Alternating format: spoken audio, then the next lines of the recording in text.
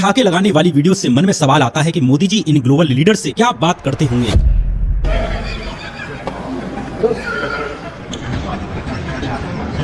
जब भी प्रधानमंत्री मोदी भारत में होते हैं वे बड़े गंभीर होते हैं। वे भारत लौटते समय बिना स्माइल के होते हैं। अपनी पार्टी के नेताओं से भी बात करते हुए एकदम सीरियस होते हैं। ये राजकीय यात्रा रही प्रधानमंत्री की और उसके बाद प्रधानमंत्री मोदी शनिवार को 2 दिवसीय यात्रा पर। लेकिन जब भी मोदी विदेश दौरे पर जाते हैं अक्सर उनकी सिर्फ ठहाके लगाते हुए, हाथ पकड़ते हुए, गले लगाते हुए या अकेले चलते हुए वीडियोज ही बाहर आती हैं। लेकिन मोदी की इन फॉरेन लीडर से कन्वर्सेशंस की वीडियोज बाहर नहीं आती। अक्सर भारत की न्यूज एजेंसीज मोदी और इन फॉरेन लीडर्स के बीच के कन्वर्सेशंस को म्यूट करके ही सोशल मीडिया पर डालती हैं, जिनसे पता ही नहीं चलता कि मोदी इन फॉरेन लीडर से क्या बात करते होंगे। इवन प्राइम मिनिस्टर मोदी के ही चैनल पर चीन विजिट की वीडियोज बिना ऑडियो की डाली हुई हैं। शायद पूरी ही दुनिया में मोदी एकमात्र ऐसे प्रधानमंत्री हैं जिनके चैनल से विदेशी दौरों की म्यूट वीडियोज डाली जाती हों। समाचार एजेंसी ANI के द्वारा मोदी की वीडियोज म्यूट किए जाने को लेकर सोशल मीडिया पर भी बहुत से लोगों ने सवाल उठाए हैं और नोटिस किया है। जो प्रधानमंत्री कल तक मनमोहन सिंह को म्यूट PM कहते थे, आज उनकी ही वीडियो म्यूट करके शेयर की जा रही। मोदी जी इस देश के राजा है और हर 5 साल में जब भी इलेक्शन होते हैं हम लोग एक नया राजा चुनने निकलते हैं। और अगर तुम लोग भी ऐसा ही समझते हो तो मुझे सड़क पे दिख मत जाना, मैं गाड़ी में लठ लेके घूमता हूँ। जोक से बात, अगर तुम लोग सही में ऐसा समझते हो तो इसमें एक्चुअल में तुम्हारी गलती है भी नहीं। हमारे नेता खुद को ट्रीट ही ऐसा करते हैं जैसे इलेक्शन जीतते ही वो राजघराने के वंशज बन गए। नरेंद्र मोदी स्टेडियम, इंदिरा गांधी एयरपोर्ट, अरे इंदिरा गांधी ने थोड़ी बनाया। और नरेंद्र मोदी स्टेडियम के ऊपर मोदी जी के पैसे लगे हैं क्या? आपने वहां के ईंटों के पैसे दिए थे, जमीन के पैसे दिए थे, या फिर क्या दिया था आपने? सिर्फ और सिर्फ जब वो स्टेडियम बनाया जा रहा था तब आप लोग पावर के अंदर थे और आपने उस स्टेडियम को खुद के नाम पे ही लॉन्च कर दिया और पैसा सारा का सारा लगा उसके अंदर जनता का। जब भी कोई भी नेता चुन के आता है ना तो वो देश को ओन नहीं करता, वो देश के लिए काम करता है। 5 साल के लिए नरेंद्र मोदी जब PM बने तो वो उनकी जॉब है। हर महीने उनको 2,35,000 रुपए की सैलरी दी जाती है। बट एक आदमी जो पावर के अंदर है, जो जीत है, वो खुद को इतना ऊंचा समझने लग जाता है कि भैया मैं तो बायोलॉजिकल ही नहीं हूँ। परमात्मा ने मुझे भेजा है, परमात्मा ने मेरे से काम लेना तय किया है। मेरे नाम पे स्कूल खुलेंगे, मेरे नाम पे स्टेडियम बन जाएंगे। Israel is their fatherland and India their motherland. अंग्रेजी बोल बोल के कैसे बात को घुमाया जाता है। This is a bond of real friendship. Great friend, my great friend. Thank you. You see what you want? Look at it. आपके ही खीखी करने से पूरी दुनिया शांत हो गई थी। ये जाके जो आप गले मिलते हैं और ही खीखी करते हैं, ये विदेश नीति नहीं होती। संदीप जी माफ कीजिएगा। Modi, thank you so much for visiting our country. My friend. या Sure, Mr. Modi. Thank you so much for visiting our country. Great harassment. 15 files. Mr. Modi, we should not discuss. I dance, my friend. Mr. Modi, we should not discuss this openly.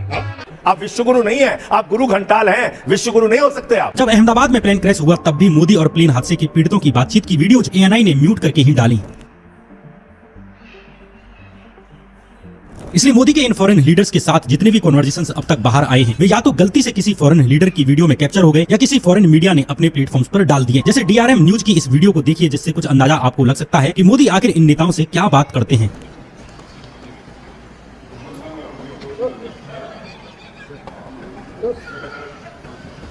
In videos को देखने के बाद दूसरा सवाल मन में आता है कि क्या वाकई नरेंद्र मोदी इंटरनेशनल फोरम्स पर इंडिया को रिप्रेजेंट करने लायक हैं? बारिश है, आप लोग अंदर अलाउ नहीं था।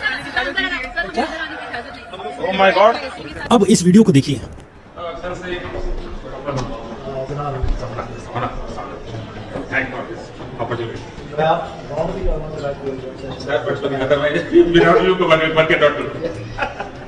इस वीडियो में कुछ भी समझ नहीं आता कि आखिर मोदी जी कहना क्या चाहते हैं। कभी बोलते हैं investigating in a girl child, कभी कहते हैं बेटी बचाओ बेटी पढ़ाओ, बेटी पढ़ाओ। कभी एस्पिरेशनल डिस्ट्रिक्ट को लेकर कुछ भी बोलते हैं। अब एस्पिरेशनल डिस्ट्रिक्ट के अंदर मूड बनाने भी इंस्टीट्यूशनल डिलीवरी करेंगे। कभी ग्रास रूट पर अटक जाते हैं। मुझे ग्रास रूट की इन्फॉर्मेशन। एक नेता जिसका सिर्फ और सिर्फ ये काम है कि उसको जितना भी पैसा एलोकेट किया जाता है उसको बेस्ट पॉसिबल वे से यूटिलाइज करना है। एक्चुअली में हमारे नेताओं के पास ना इतनी ज्यादा पावर आ चुकी है, खुद की इतनी वर्शिप करने लगे ना, खुद की खुद ही पूजा करते हैं। और एक आधा नहीं, सारे के सारे इतने इनसिक्योर हो चुके हैं, पूछो मत। एक डेटा बताता हूँ, पीछे बेटी बचाओ बेटी पढ़ाओ योजना लॉन्च की गई थी।